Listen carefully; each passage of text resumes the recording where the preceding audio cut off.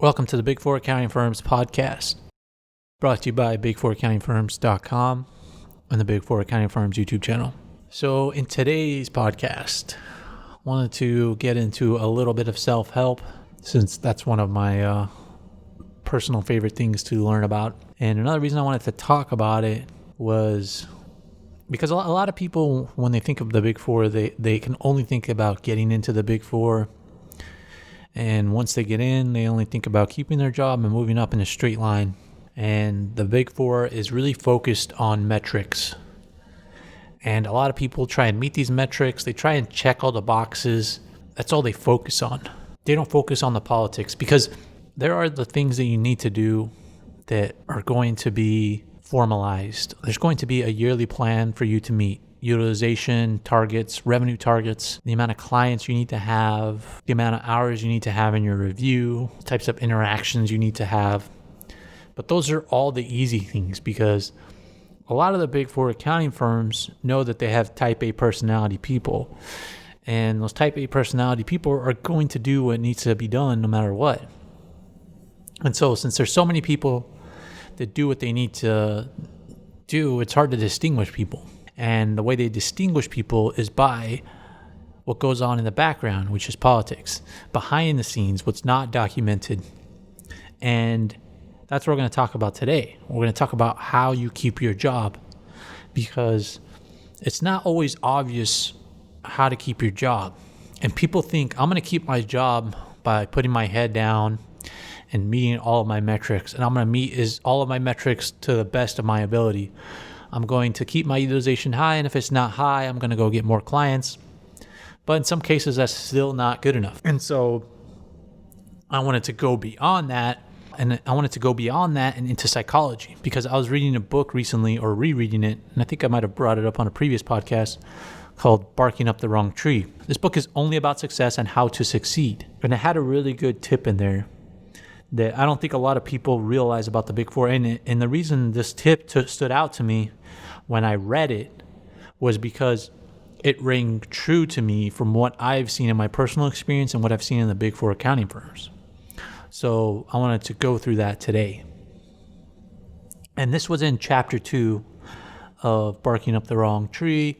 And Chapter 2 in Barking Up the Wrong Tree discusses whether nice guys finish last.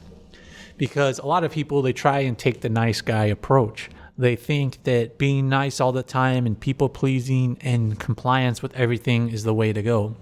But actually, it's not always the way to go. The thing that stood out to me first in this chapter was that the chapter says that managing what your boss thinks of you matters more than actual hard work. And to a lot of people in the Big Four accounting firms, some of you out there might not be in the Big Four accounting firms right now, but once you get into the Big Four accounting firms, it seems like the only thing that matters is hard work, because utilization is all that they care about. And if you listen to yesterday's podcast about that Deloitte consultant who quit and he created his infographic, utilization on the infographic was big. And the reason it was big was because it matters so much. The guy didn't put it on there by accident. He put his utilization and his chargeable hours worked. And not many other businesses and not many other jobs would people do that, but it's drilled into your head.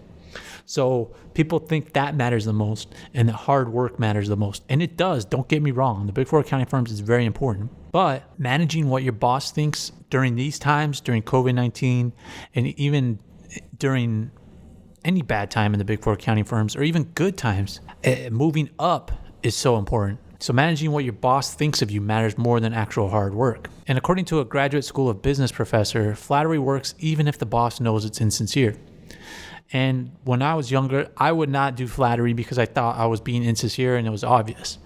But later on, I understood how important this was. And this might be preventing you from doing it. But and this is what, excuse my language, might be called ass kissing or brown nosing. And a lot of people don't like to do this.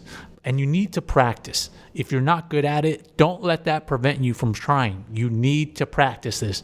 And I'm sorry if you don't like doing this, but any management type of role you're going to take in any business, whether you're an accountant or lawyer, you're going to have to do this. Any large organization.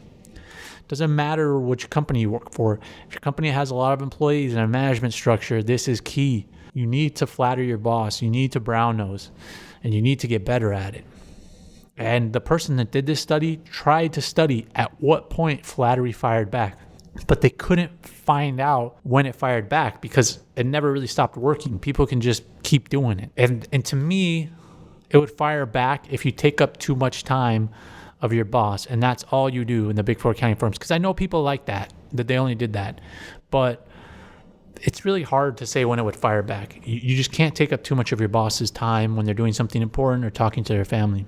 And another thing that it says, as long as you keep your bosses happy, performance really doesn't matter. Let that sink in.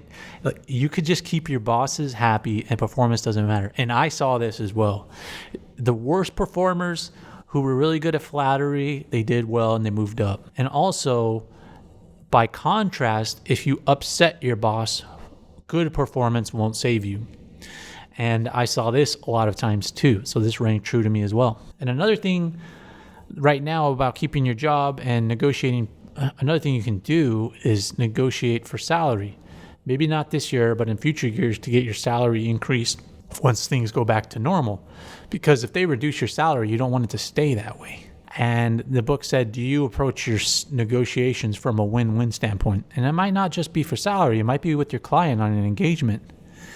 And do you approach your negotiations from a win-win standpoint? And they said this might be a bad idea. People who push for more money out of self-interest do better as well.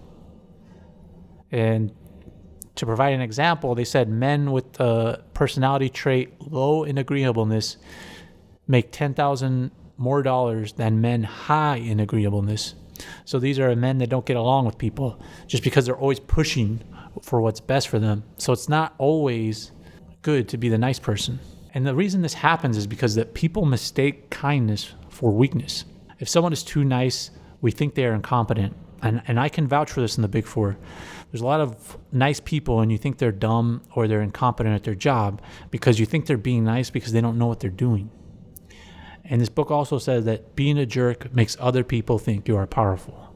And this rings true to me too from my own personal experience within the Big Four.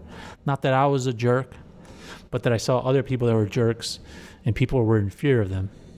And the research in this book that was cited also says that research shows that some negative traits make you more likely to become a leader. And another way that people become leaders, the quickest, according to this book, is people more focused on gaining power. Not people that are focused on leading other people or helping other people. It's people that are focused on power. And I've told stories on here before about a guy I know that made partner after only working for 10 years.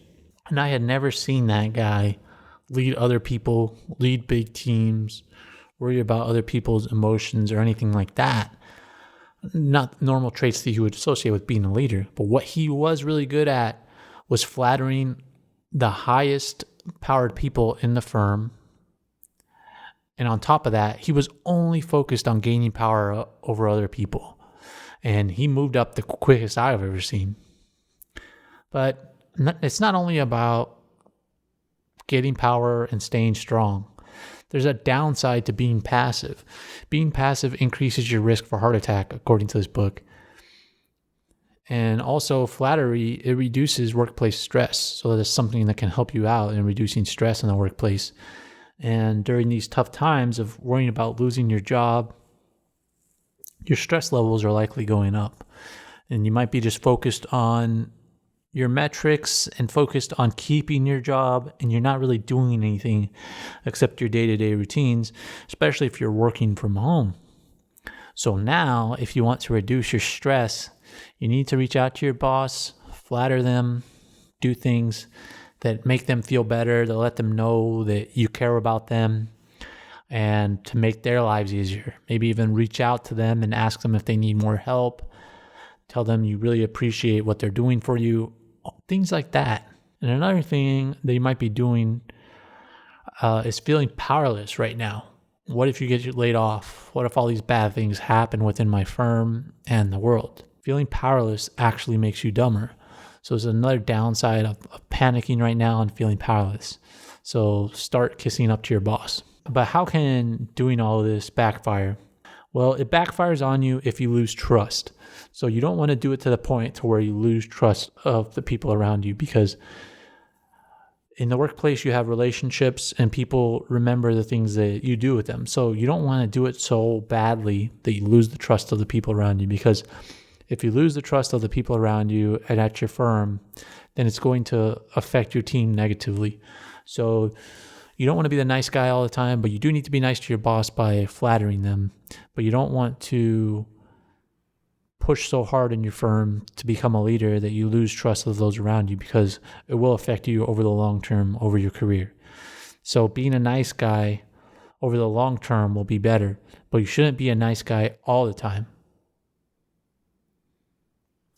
So those are those are just a few self-help tips today to help you keep your job. And just to recap, you need to flatter your boss, but you also need to negotiate tough in any negotiations that might come up. You need to look out for yourself as far as money goes. You shouldn't be agreeable all the time. Don't be too kind, because people will mistake that for weakness. And you should be focused on getting power to move up quicker. So that's today's podcast. If you like this type of content, let me know in the comments on our YouTube channel, and I'll do more content like this. But other than that, to stay up to date on all this information, make sure to subscribe to our podcast and subscribe to our YouTube channel. Thanks for listening.